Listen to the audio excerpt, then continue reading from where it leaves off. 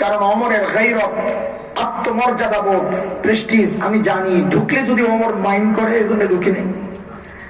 কোরআনুল কারীমের মধ্যে নির্দেশতায় কারো ঘরে অনুমতি ছাড়া ঢোকা নিষেধ। সূরা নূরে আসছে, মালিক বলেন ইয়া আইয়ুহাল্লাযীনা আমানু লা তাদখুলু বুয়ুতান গায়রা বুয়ুতিকুম হাত্তা তাস্তানিসু ওয়া তুসাল্লিমু আলা আহলিহা। কারো ঘরে অনুমতি ছাড়া ঢোকা নিষেধ। নবী বলেন আমি ঢুকি নাই যদি ওমর মাইন্ড করে।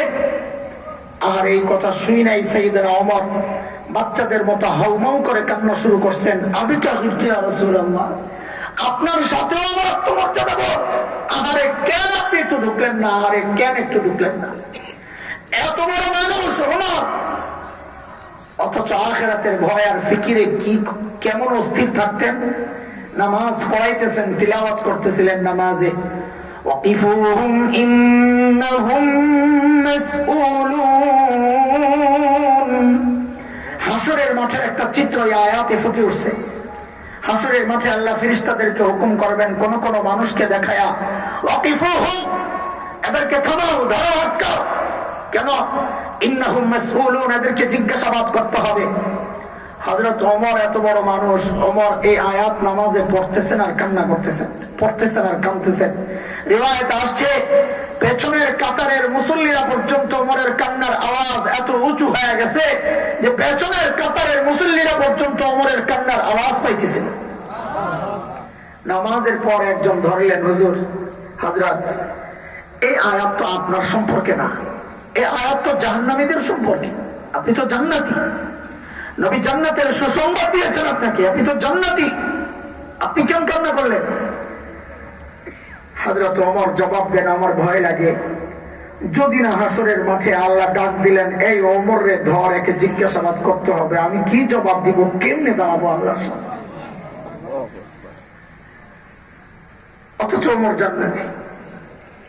কোথায় ওমর, কোথায় আমরা?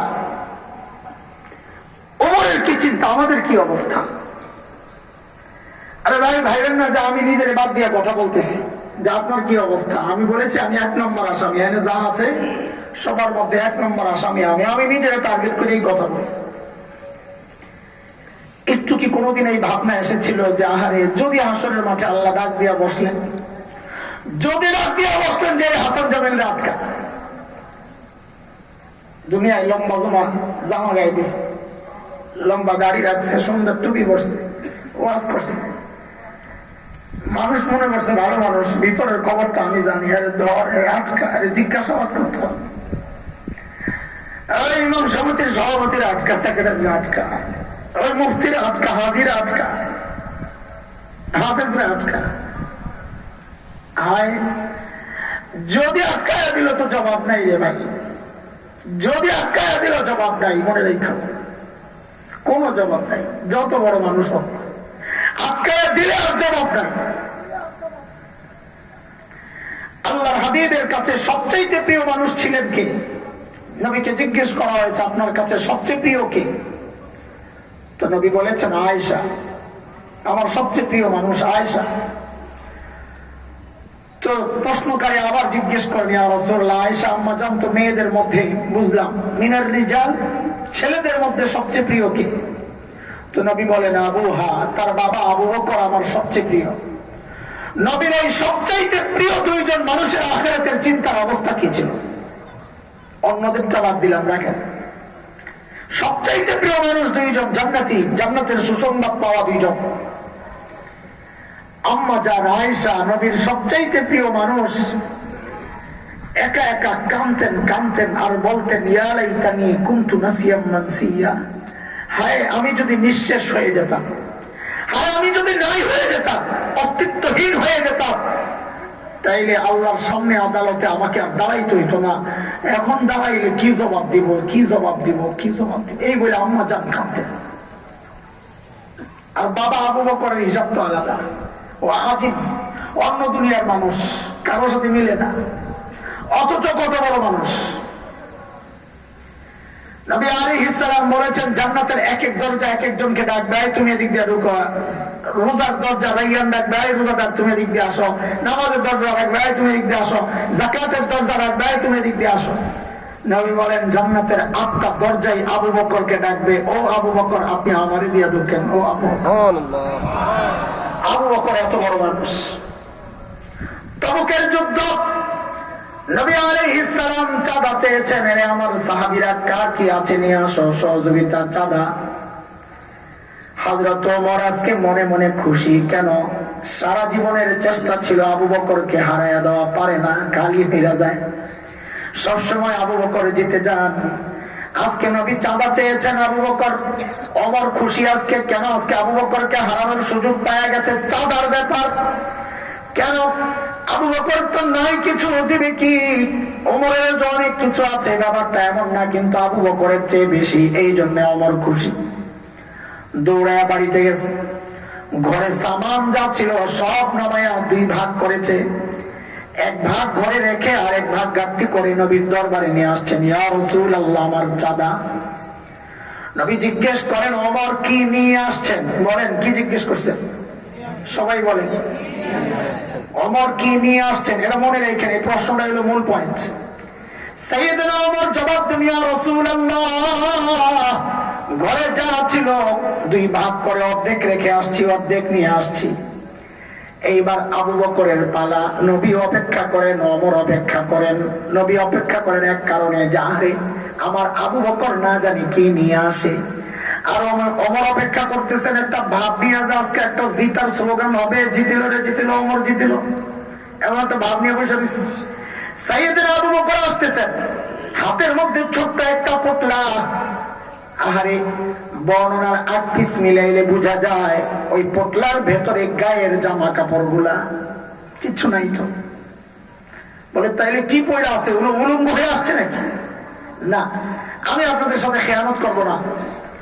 রিওয়ায়াতের বর্ণনার এই অংশগুলো দুর্বল, বর্ণনাকারীর হিসাবে অংশগুলো দুর্বল, বর্ণনাটা দুর্বল। তাও বলছি কেন?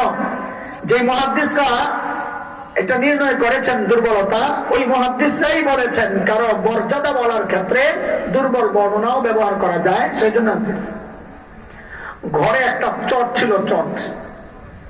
সাইয়েদনা আবু বকর বিছানোর ওই চটটারে গায়ে জড়াইছেন, উপরে ধরছেন তো নিচে দিয়া ফাঁক হয়ে যায়।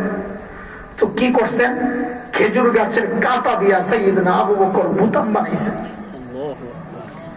আল্লাহর হাবিবের দরবারে পেশ করেছেন, ইয়া রাসূলুল্লাহ, আমার চাঁদা।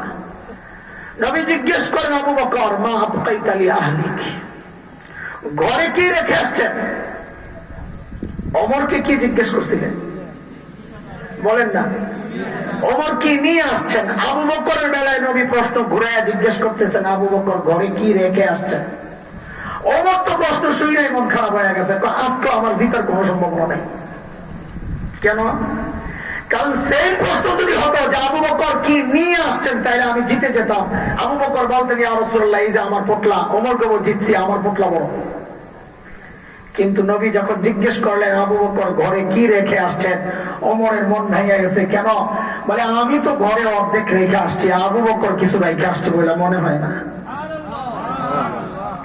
সাইয়েদনা আবু বকর কি জবাব দিলেন? এটা দোস্ত আবু বকরের জবাবটা পরে শুনেন, পরে শুনেন।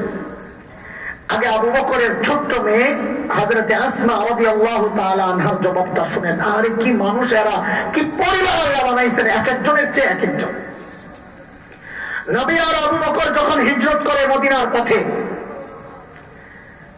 আবু বকর যাওয়ার সময় ঘরে সোনা মুদ্রা, টাকা পয়সা যা ছিল সব প্যাকেট করে নিয়ে নিছে, কিচ্ছু রাখে নাই। আবু বকরের বাবা হযরতে আবু কুহাফা রাদিয়াল্লাহু আনহু তখনও মুসলমান হন নাই, তিনি অমুসলিম। মক্কা বিজয়ের দিন তিনি মুসলমান হয়েছেন, আবু বকরের বাবা। তো ছেলে আবু বকর মুসলমান হয়ে গেছে, এই জন্য বাবার সাথে সম্পর্ক ছিন্ন। বাবা আসেন আবু বকরের ঘরে, মান অভিমান চলতেছে, সম্পর্ক ছিন্ন। কিন্তু আবু বকর যখন চলে গেছে, এখন আবু আমার কলিজা একটু জ্বলতেছে। কেন? পাহাড়ে আমার নাতিমুতি গুলা না জানি না খায়া মরতেছে। দাদা তো মায়া তো লাগে, দেন না, নাতির লোক মায়া দোয়া চায়। এটাই আমার মা বলতেন যে আসলের চেয়ে লাভের মায়া বেশি। বুঝেন কথাটা? যারা ব্যবসা করে এরা জানে মূলের চেয়ে লাভের মায়া বেশি, লাভ ছাড়তে চায় না। সন্তান এটা হলো আসল, নাতিপুতি হলো লাভ। আসলের চেয়ে লাভের মায়া বেশি, বুঝে আসছে না কথা? আবু বকরের বাবা আবু কুহাফার কলিজা এখন জ্বলতেছে যে আরে আমার নাতিপুতি না জানি না খায় মরতেছে।